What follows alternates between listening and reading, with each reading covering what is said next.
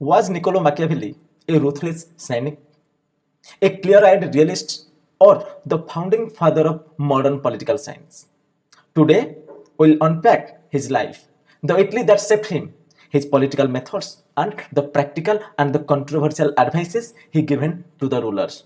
Hello and welcome to the Statecraft Simplified with Dr. Ajay.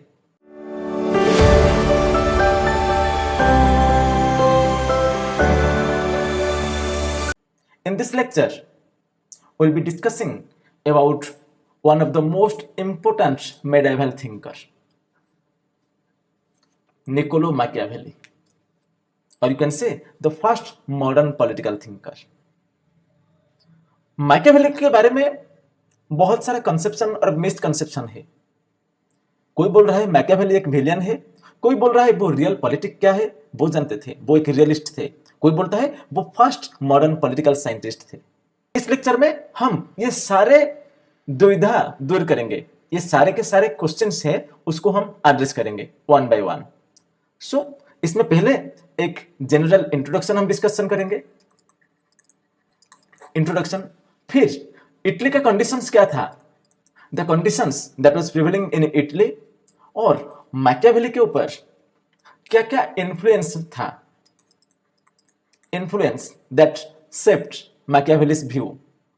उसके अलावा Machiavelli का दो मेथोडोलॉजी क्या था, उसके साथ हम ये भी देखेंगे क्या मैकियावेली को हम मॉडर्न पॉलिटिकल थिंकर बोल सकते हैं, और you can say the first modern political thinker. अगर हां तो क्यों बोलते हैं, और उनका कंसेप्ट, उनका आइडिया ह्यूमन नेचर और स्टेट ऑफ नेचर को लेके क्या था, ह्यूमन नेचर को लेके क्या था। उसके अलावा उनका जो most important idea, most important concept, जो पॉलिटिक्स एंड एथिक्स और रिलीजन, जो पॉलिटिक्स एंड एथिक्स और रिलीजन को अलग करता है, जो separation between politics and ethics.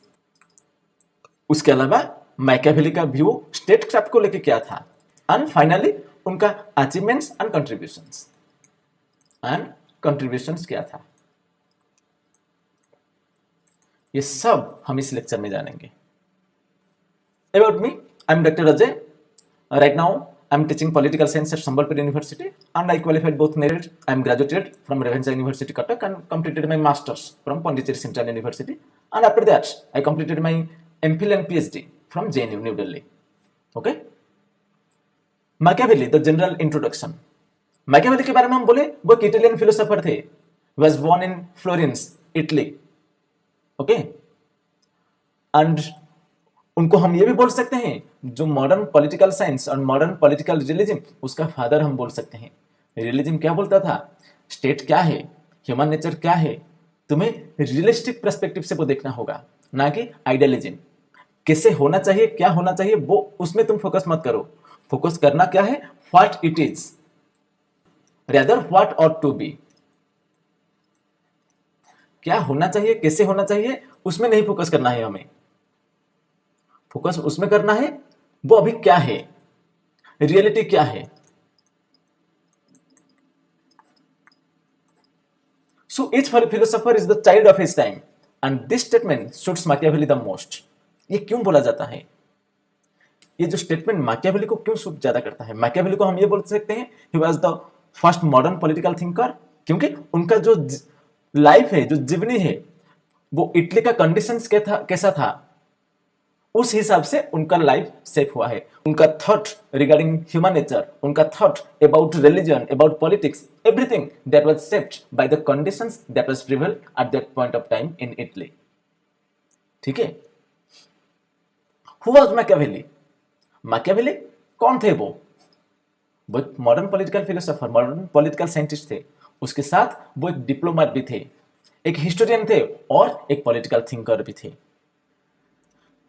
ठीक है, और उनका जो मुख्य कार्य बोलते हैं कि works the prince which was written in 1513 and the discourses on Livy that was written in 1517। ये दोनों बहुत ही इंपोर्टेंट वर्क था, उनका की वर्क था।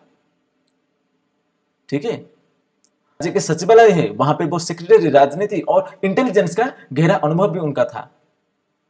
उनसे युद्ध, साजिश और बदलते गठबंधन देखे हैं।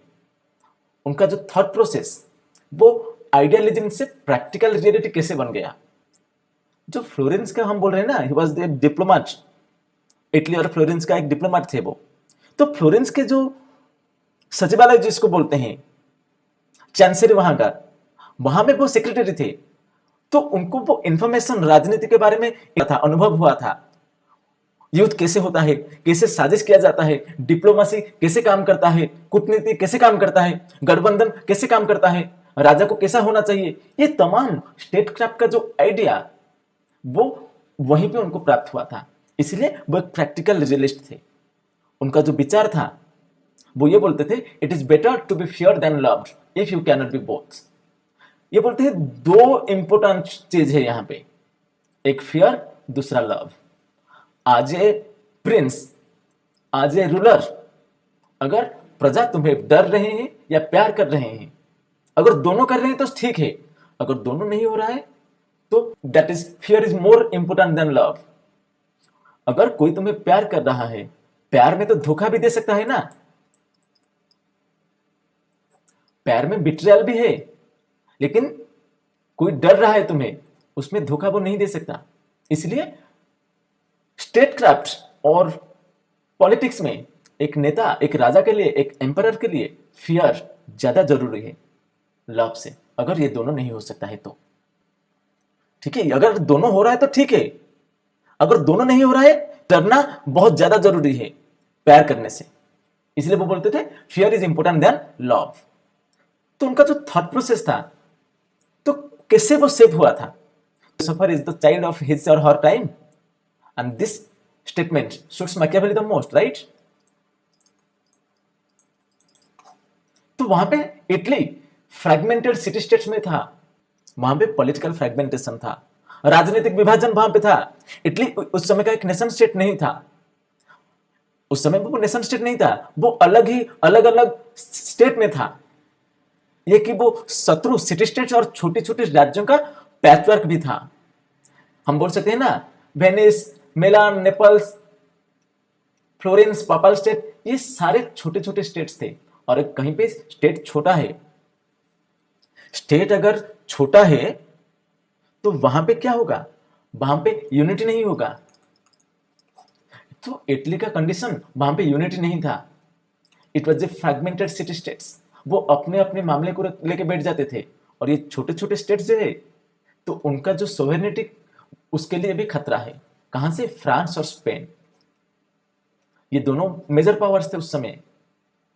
तो मैकियावेली चाहते थे इटली का यूनिफिकेशन हो जाए, इटली एक ही सूत्र में आबद्ध रहे, मतलब इटली का यूनिफिकेशन होना जरूरी है। ये जो छोटे छोटे सिटी स्टेट्स है, फ्लोरेंस, वेनिस, मिलान जैसे, वो सारे एक साथ एकजुट हो जाए, जैसे कि ये फॉरेन इन्वेंशन भी कम हो जाएगा।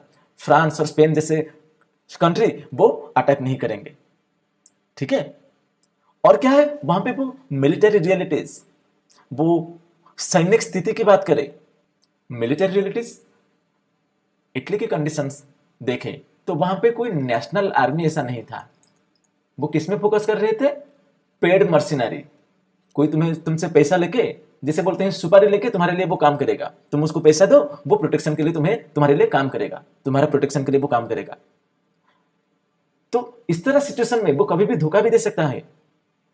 ठीक है, पैसे के लिए लड़ने वाले वो सिपाही थोड़ी ना होते हैं जो अक्सर अपने देश का हित के लिए कोशिश करेंगे, अपने देश के हित का ही बारे में सोचेंगे।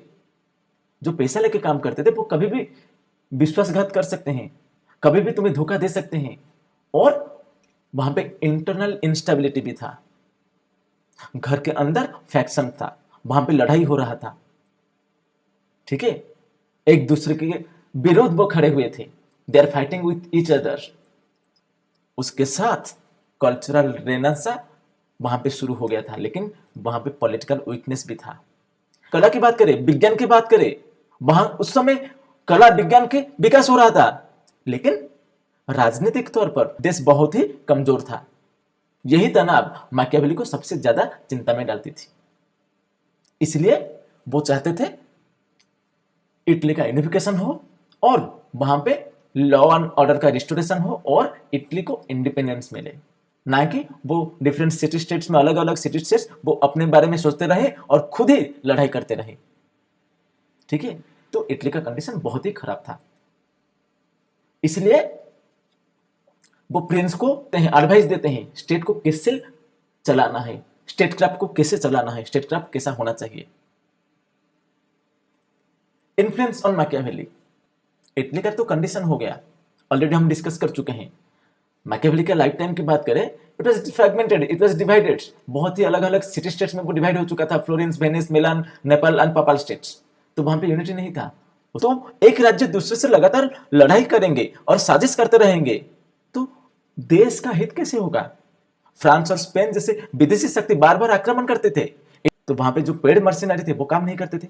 तो इसका प्रभाव क्या हुआ मैकियावेली के ऊपर, उनको एक राज्य को अपने खुद के सैनिक, मतलब जो बोलते हैं आर्मी ऑफ द नेशनल, और क्या नेशनल आर्मी की बात कर रहे हैं, वो होना चाहिए, उसके बारे में मैकियावेली फोकस कर रहे थे। दूसरा क्या था, impact of the republics. Florence की बात करें, वहां का जो कंडीशन, वहां का जो ट्रेडिशन, वहां पे रिपब्लिकन गवर्नमेंट था। रिपब्लिकन बेसिकली जो बोलते हैं ना, हेड ऑफ द स्टेट को वो इलेक्शन के माध्यम से चुना जाते हैं, वो इलेक्ट किया जाते हैं, सिलेक्शन नहीं होता है। एंड वहां पे किस में फोकस किया जाता था, सिविक पार्टिसिपेशन पे ज्यादा फोकस किया जाता था, और लॉ एंड ऑर्डर, आइन के हिसाब से ही सब कुछ होता था। सो मैकियावेली खुद एक डिप्लोमेट भी थे और फ्लोरेंस का सेक्रेटरी भी थे, राइट। तो उनको आइडिया था जो फ्लोरिनाइट रिपब्लिक वो कैसे पावर में आ सकते हैं, इसे क्या करना पड़ेगा, जैसे कि इटली का वो ग्लोरी फिर से वापस आ सकता है। उसने सिटीजन्स मिलिशिया, पब्लिक वर्च्यू और एब्सोल्यूट पावर पर चेक को बहुत महत्व दिए थे। मैकियावेली ने प्रिंस में लिखा हुआ था कि उसका उद्देश्य ऑर्डर, लॉ एंड ऑर्डर और स्टेबिलिटी बनाना था, ना कि टायरानी। इसमें एक रिपब्लिकन सोच थी जहां व्यक्ति नहीं बल्कि राज्य का जीवन और सुरक्षा प्रमुख होता था, ना कि इंडिविजुअल। ठीक है, स्टेट ज्यादा इंपॉर्टेंट है रादर देन इंडिविजुअल। ठीक है, emergence of strong monarchies across Europe. Europe में उस दौर के दौरान देश जैसे फ्रांस, स्पेन और इंग्लैंड पावरफुल मोनार्की के रूप में एकजुट हो रहे थे। ठीक है, यूरोप की बात करें, वहां पे जो फ्रांस, स्पेन, इंग्लैंड, ये सब कंसोलिडेट कर रहे थे अपना मोनार्क, अपना पावर। और वहां का जो सेंट्रलाइजिंग टेंडेंसी था, जो सेंट्रलाइज स्टेट्स था, वो मिलिटरीली स्ट्रांग और पॉलिटिकली स्टेबल भी थे कंपेयर टू इटली। तो उसका प्रभाव क्या हुआ, प्रभाव यह हुआ कि जो मोनार्की की सफलता देखा था मैकियावेली ने, उसके द्वारा वो प्रभावित थे, को बोल रहे थे कि इटली को भी एक मजबूत नेता की जरूरत है, एक ऐसा प्रिंस की जरूरत है जो देश को एकता और स्वतंत्रता दे सके। इस विचार ने उन्हें एक न्यू प्रिंस के कंसेप्ट को जन्म दिया, एक ऐसा शासक जो रूथलेसनेस, इंटेलिजेंस और एडेप्टेबिलिटी का मेल कर सके। ठीक है, जो प्रिंस की बात कर रहे हैं उसके पास सारा का सारा पावर होना चाहिए, वो रूथलेस हो सकता है और कोई भी चीज को वो अडॉप्ट भी कर सकता है, और वो at the same time flexible भी हो सकता है। ठीक है, ओके। तो ये सब मैकियावेली के ऊपर इन्फ्लुएंस था, उनका थॉट प्रोसेस को वो सेट किया था। मैकियावेली का मेथड क्या था, मेथड्स ऑफ मैकियावेली, क्या तरीका था, पद्धति क्या था। मैकियावेली एम्पिरिकल और you can say historical empiricism के ऊपर ज्यादा फोकस किए थे। ठीक है, हिस्टोरिकल एम्पिरिसिज्म। मैकियावेली ने अपने जो विचारधारा था, उनका जो आइडिया था, वो किसी काल्पनिक सिद्धांत पर नहीं था बल्कि इतिहास के व्यवस्थित उदाहरण पर आधारित किया था। और उसने जो एंशिएंट और मॉडर्न दोनों युगों के केस स्टडीज का उपयोग किए थे ताकि रियल पॉलिटिकल लेसन्स निकाला जा सके। ठीक है, वो हिस्ट्री और पॉलिटिकल पैटर्न्स को स्टडी किए थे, जैसे कि एक रियल पॉलिटिकल लेसन्स निकाला जा सके, कोई प्रॉब्लम है उसका सॉल्यूशन मिल सके।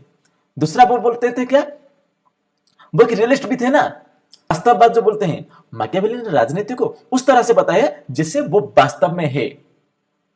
ठीक है, वो जो पॉलिटिक्स की बात कर रहे हैं वो कैसे डिस्क्राइब किए थे, व्हाट आज इट इज, वो कैसा है, ऐसा नहीं कि वो कैसा होना चाहिए, व्हाट आज इट शुड बी।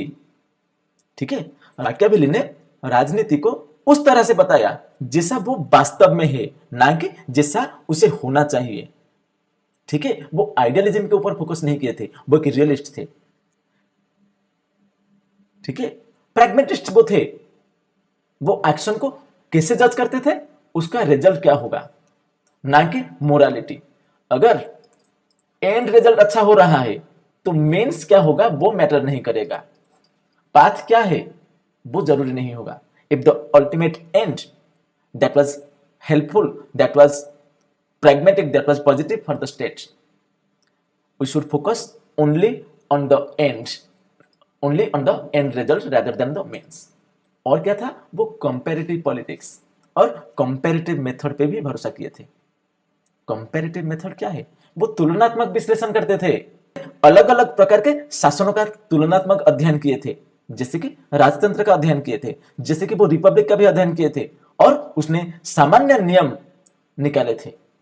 राजतंत्र का अध्ययन किए और रिपब्लिक्स का भी अध्ययन किए थे, और इन दोनों का क्या बेहतर मॉडल हो सकता है उसको वो एडॉप्ट किए थे, उसको वो एक्सेप्ट किए थे। क्या मैकियावेली सच में एक मॉडर्न पॉलिटिकल थिंकर है? पहला बोल रहा है क्यों हम उनको बोलते हैं एक modern political thinker, the very crucial most important point, separation of politics from morality and religion.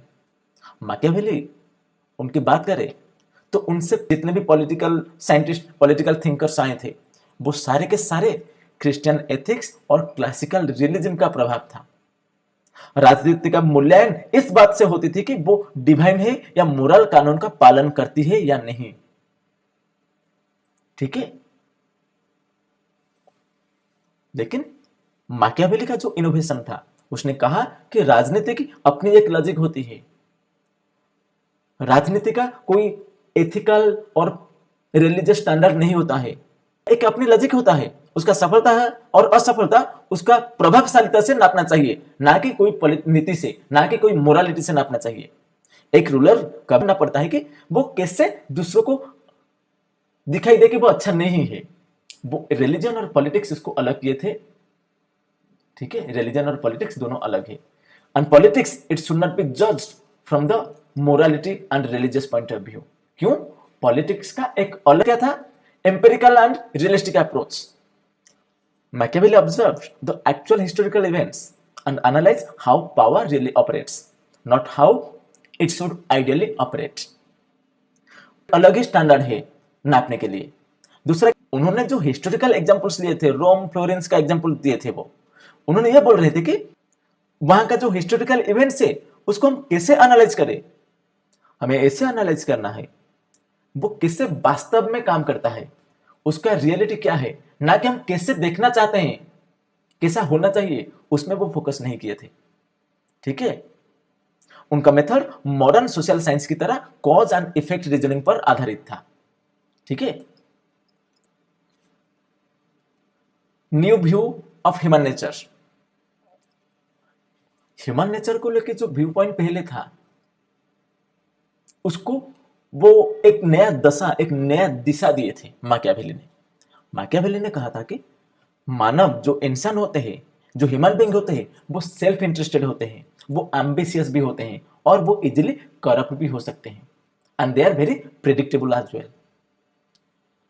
लेकिन उनसे पहले जो थिंकर्स आते थे, जो मेडिएवल थिंकर की बात करें, वो बोल रहे थे मोरल लॉ और डिवाइन रीजन के हिसाब से लोग सोचते थे, लेकिन उनका व्यू पॉइंट अलग ही था मैकियावेली का। ठीक है, वो बोल रहे थे वो सेल्फ इंटरेस्टेड रहते हैं, इंडिविजुअल अपने सेल्फ इंटरेस्ट के हिसाब से ही वो काम करते हैं। नेक्स्ट क्या था, और क्यों बोलते हैं मैकियावेली एक मॉडर्न पॉलिटिकल थिंकर थे, concept of the state as an independent entity. Independent entity, Machiavelli जो बोल रहे थे state is something that is beyond any one ruler. It is an institutional structure requiring preservation and order. He emphasizes on sovereignty, law and the preservation of the state. ठीक है, वो state को एक independent entity मानते थे, जहां पे क्या होगा, सोवेरेनिटी होगा, सोवेनिटी होगा, वहां का लॉ एंड ऑर्डर होगा, बॉलग होगा, ना कि कोई रिलीजियस इंस्टीट्यूशन, ना कि कोई चर्च के हिसाब से वो स्टेट काम करेगा। ठीक है, ये सुप्रीम पावर बोलते हैं ना सोवेनिटी, वो स्टेट के पास होगा, और बाकी जितना सारा इंस्टीट्यूशन ऑर्गेनाइजेशन वो स्टेट के नीचे ही काम करेंगे। ठीक है, स्टेट सुप्रीम है और वो इंडिपेंडेंट एंटिटी भी है। और क्या था? Scientific spirit and pragmatism. He believed politics should be studied scientifically. He believed politics could be studied scientifically, like medicines. It observed the symptoms, diagnosis causes, and apply remedies. ठीक है, वो science जैसे पढ़ते थे साइंटिफिकली, पॉलिटिकल साइंस और politics भी पढ़ना जरूरी है। वो एक प्रैग्मेटिस्ट थे ना, वो experimental mindset which marks the break for the medieval thought process, वो साइंस के ऊपर फोकस करते थे, साइंटिफिक स्पिरिट एंड प्रैग्मेटिज्म के ऊपर। View point of Machiavelli over human nature. Machiavelli expressed his views on human nature in his book The Prince, which was written in 1513, his most important work, his seminal work. तो क्या बोलते थे? Individual वो self interested है, that means individual they are naturally motivated by self interest, और उनके पास fear और डिजायर फॉर गेन होता है। वो अपने इंटरेस्ट के लिए ही काम करते थे, अपने इंटरेस्ट का हित के लिए वो काम करते हैं, उसके साथ वो डरपोक है और उनके अंदर डिजायर होता है, कुछ पाने के लिए, कुछ पाने का चाहत उनके अंदर होता है। और मैकियावेली ये नहीं मानते थे कि वो ह्यूमन बीइंग अल्ट्रुइस्टिक होता है, वो आर्ग्यू ये करते थे कि जो पर्सनल एडवांटेज होता है ना, वो ज्यादा इंपॉर्टेंट होता है rather than loyalty and virtue. ठीक है, पर्सनल एडवांटेज ये ज्यादा जरूरी है किसी भी इंसान के लिए, और वो एट द टाइम क्या होता है? वो विकेड होता है, डिजेनरेट होता है, अनस्क्रपुलस एंड अपॉर्चुनिस्ट होता है, अनमोटिवेटेड बाय फियर। ठीक है, वो अनरिलायबल है। ह्यूमन बीइंग अपना व्यू पॉइंट वो चेंज करता रहता है, किसी चीज से उसको फायदा मिल रहा है तो उसी चीज के ऊपर वो ढल जाता है, किसी में फायदा नहीं मिल रहा है वो उसको छोड़ सकता है, वो डिसीटफुल होता है, वो विश्वासघात होता है, और उन पे भरोसा भी नहीं किया जा सकता है। They are motivated by fear and desire. उसको टैकल किया कैसे किया जाएगा? उसके लिए गुड लॉज और force to maintain law and order, कानून व्यवस्था अच्छा होना चाहिए, और लॉ एंड ऑर्डर को एनफोर्स करना ठीक से लॉ एंड ऑर्डर को भी एनफोर्स करना पड़ेगा, तभी जाके ह्यूमन नेचर को हम कंट्रोल कर सकते हैं। उन पे भरोसा भी ज्यादा नहीं किया जा सकता, क्योंकि वो डिसीटफुल होते हैं, कभी भी धोखा दे सकते हैं। ठीक है, और उनका क्या मोटिव है, जो बोलते हैं ना सामने कुछ दिखता है अंदर में कुछ और है, वो समझना पड़ेगा। इंटरनल मोटिव, उनका इंटेंशन क्या है, उसको अच्छे से समझना पड़ेगा, क्योंकि वो भरोसे का लायक नहीं है। Separation between politics and ethics, the most important concept that was propagated by Machiavelli. That's the most important reason Machiavelli was called the father of modern political science. यही कारण था, he separated politics and ethics.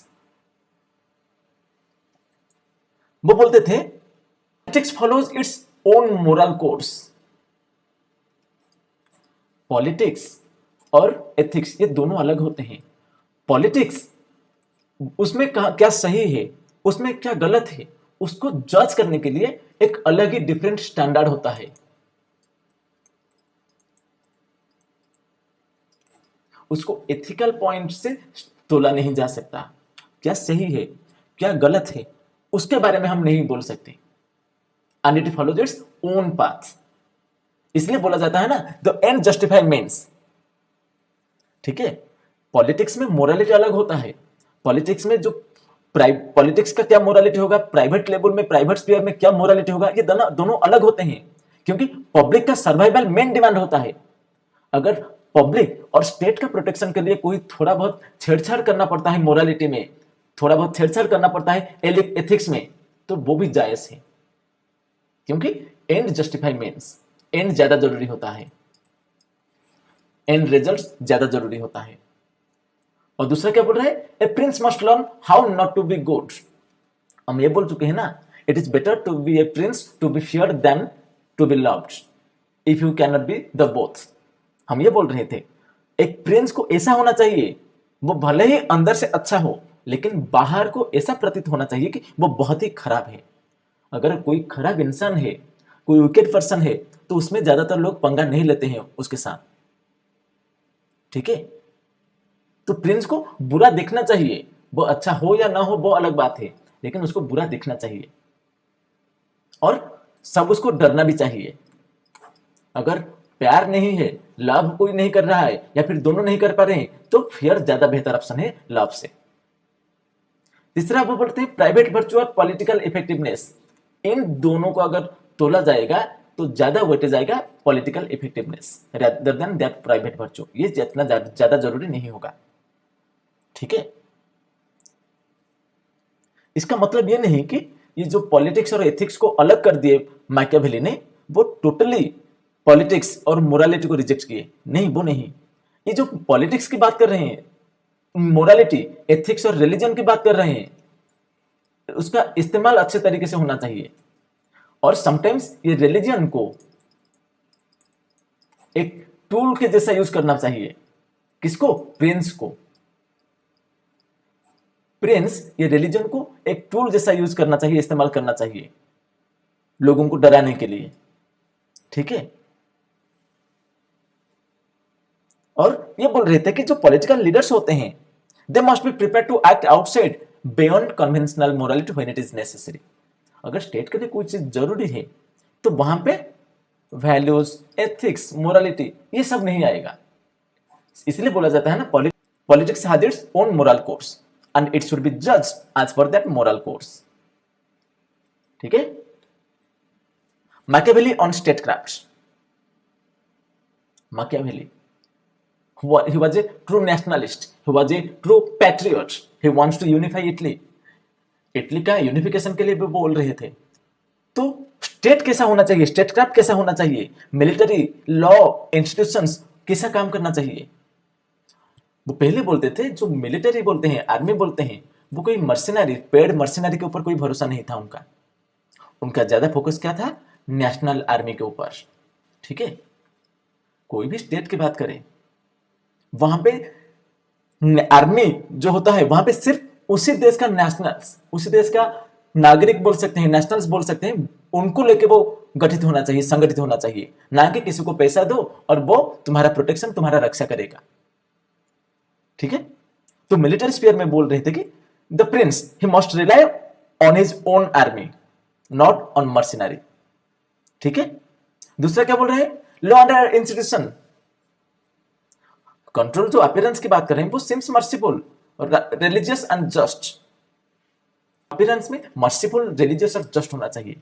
और उनका यह मानना भी था rule भी अच्छा होना चाहिए, फार्म रूल होना चाहिए, क्रुएलिटी और later clemency.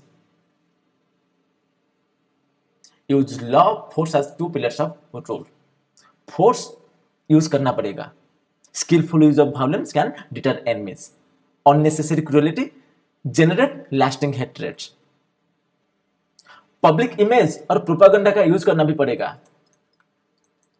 And propaganda, public image and propaganda. ये जो अपीयरेंस की बात कर रहे हैं, अपीयरेंस मैटर क्यों करता है? क्योंकि वो कल्टीवेट करता है एक reputation of for strong and pity generosity and when useful. वो अपीयरेंस क्यों मैटर करता है? तुम्हें दिखना मर्सीफुल है, जस्ट है और रिलीजियस दिखना चाहिए, लेकिन अंदर से नहीं हो सकते हो। अंदर से तुम पावरफुल हो सकते हो, फोर्सफुल हो सकते हो, लेकिन दिखना कैसा चाहिए? Merciful, religious and just. ठीक है, और वो इंटेलिजेंस और स्पाई की भी बात कर रहे थे, उस सिस्टम के भी बात कर रहे थे।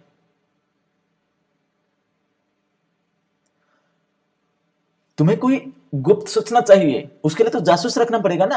अंदर और बाहर के खतरों का जानकारी जरूरी है। तो मैकियावेली को वो इंफॉर्मेशन गैदरिंग का प्रूडेंस बहुत मान्य रखती थी। तुम्हारे पास इंफॉर्मेशन है तो तुम कोई भी सिचुएशन को टैकल कर सकते हो। अंदर का कोई शत्रु है या बाहर का कोई शत्रु है, दोनों के बारे में तुम्हें इंफॉर्मेशन होना चाहिए तुम्हारे पास, इसलिए वो स्पाई सिस्टम जरूरी है।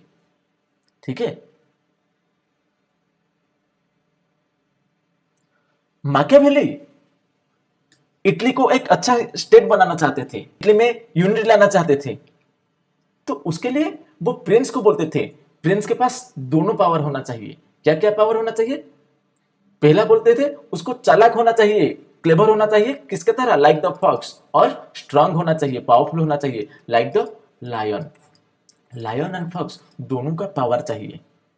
फॉक्स की तरह चतुर चालाक होना चाहिए, लायन की तरह ब्रेव होना चाहिए। तो उसकी वजह से प्रिंस को कुछ एडवाइस दे रहे थे मैकियावेली ने regarding the retention of power.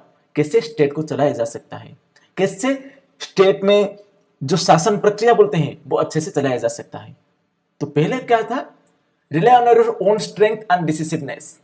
अपना खुद का स्ट्रेंथ क्या है उसमें तुम्हें भरोसा होना चाहिए, और डिसिसिवनेस। उसके लिए क्या करना पड़ेगा? तुम्हें एक आर्मी चाहिए। वो आर्मी किसका होना चाहिए? सिर्फ नेशनल्स का।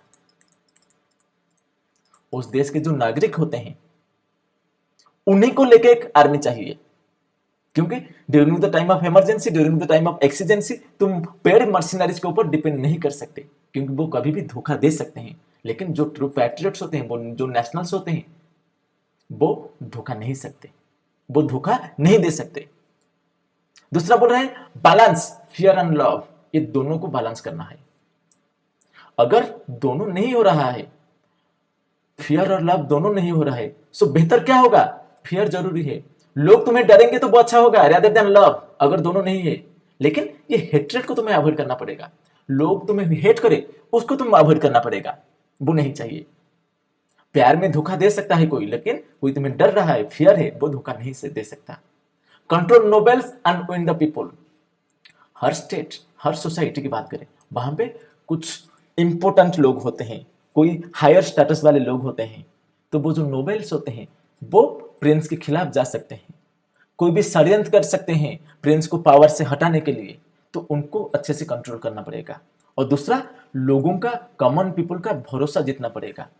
प्रिंस के ऊपर वो भरोसा आना चाहिए। कौन सा भरोसा? जैसे कि उनका लाइफ वो प्रोटेक्टेड है, वो इंसान जिंदगी भर तुम्हारे ऊपर वो भरोसा ट्रस्ट कर सकता है। तो main intention, main advice Prince को ये है कि वो इंडिविजुअल को जो लाइफ है उसको वो प्रोटेक्ट करे, उसको वो प्रोटेक्ट करे। और प्रिंस को भी जेनरसिटी भी होना चाहिए उसके पास, बी काइंड एंड जेनरस, ठीक है। And secure loyalty through justice and reward. Justice जरूरी है।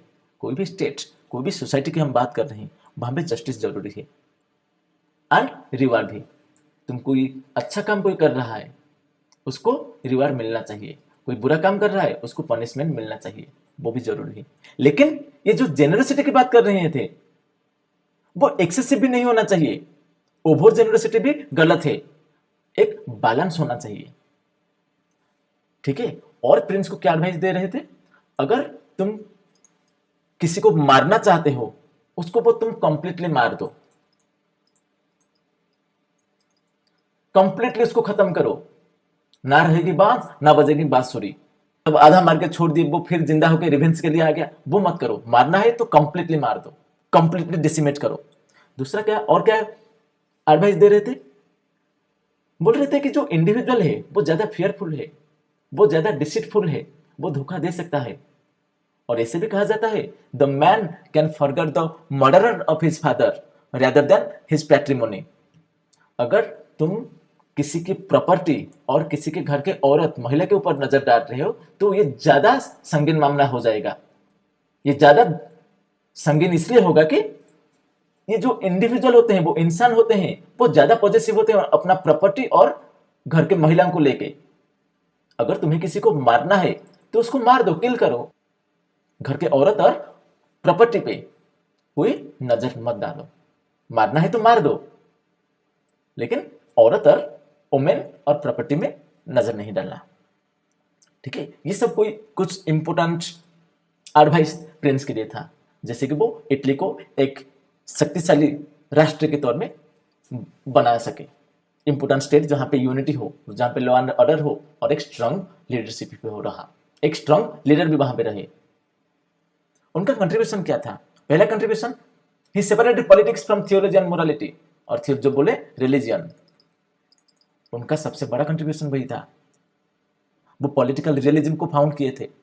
वो ये कह बोल रहे थे कि politics has it's autonomous domain, इसका अलग ही लॉजिक होता है, उसका अलग ही लॉजिकल स्टैंडर्ड, उसका अलग ही मोरल और एथिकल स्टैंडर्ड होता है। उसको जज करने के लिए इमोरलिटी नहीं चाहिए, क्योंकि पॉलिटिक्स का अलग ही मोरल स्टैंडर्ड है।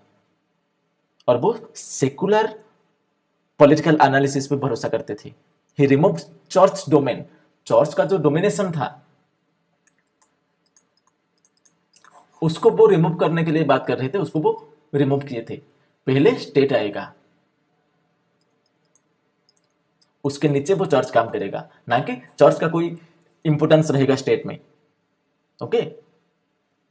और क्या था, वो एम्पेरिकल मेथड के ऊपर फोकस किए थे।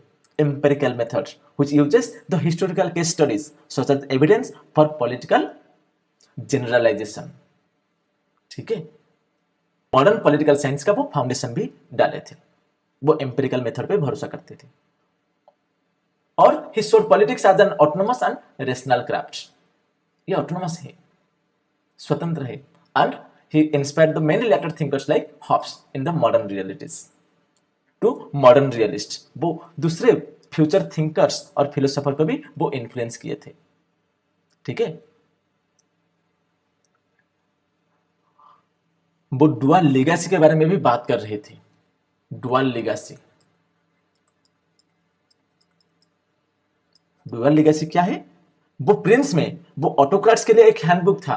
प्रिंस क्या था? वो हैंडबुक ऑफ द ऑटोक्रेट्स। लेकिन डिस्कोर्सेस ऑन द लेवी जो लिखा गया था, रिपब्लिकन इंस्टीट्यूशंस का रक्षा कैसे होगा, वहां पे लॉ एंड ऑर्डर कैसे मेंटेन होगा, लिबर्टी की तरफ से वो दिखाए गए थे। ठीक है। वो प्रिंस में बोल रहे थे क्या होगा, ऑटोक्रेट्स के लिए एक हैंडबुक होता था, प्रिंस को ऐसा होना चाहिए, वैसा होना चाहिए। लेकिन जब डिस्कोर्सेस ऑन लेवी आया, वहां पे वो रिपब्लिकन इंस्टीट्यूशन का तरफदारी कर रहे थे। ठीक है। Machiavellian legacy. The end justify means if the end is the preservation of the state। वो एंड के ऊपर ज्यादा फोकस कर रहे थे। आउटकम और रिजल्ट अगर अच्छा रहा, आउटकम और रिजल्ट अगर अच्छा रहा तो मीन्स क्या है ये इंपोर्टेंट नहीं है। ठीक है। And Machiavelli reminds us power not pity sustains order. Power चाहिए, करुणा, हमदर्दी, ये सब जरूरी नहीं है। और आज के जो पॉलिटिकल थिंकर्स है, आज के जो राजनेता है, वो सारे के सारे मैकियावेलियन है। उनके लिए मेन इंटेंशन क्या होता है? पावर कैप्चर करना। कैसे पावर कैप्चर कर रहे हैं वो इंपोर्टेंट नहीं है। हर कोई मैकियावेलियन होता है, हर कोई, लेकिन कोई एक्सेप्ट नहीं करेगा कि वो मैकियावेलियन है। ठीक है। सो एक सवाल यहां पे आता है, क्या रूलर्स को स्टेबिलिटी के लिए हार्श रियलिज्म को फॉलो करना चाहिए या मोरल कंस्ट्रेंट को एक्सेप्ट करके इनस्टेबिलिटी का रिस्क लेना चाहिए? कमेंट करके आप बताइए। This is all for today. जय हिंद, जय भारत। तो जो इटली का जो कंडीशंस था उसके लिए वो सोच रहे थे, मैकियावेली सोच रहे थे कि पॉलिटिकल स्टेबिलिटी और यूनिटी बहुत ज्यादा जरूरी है।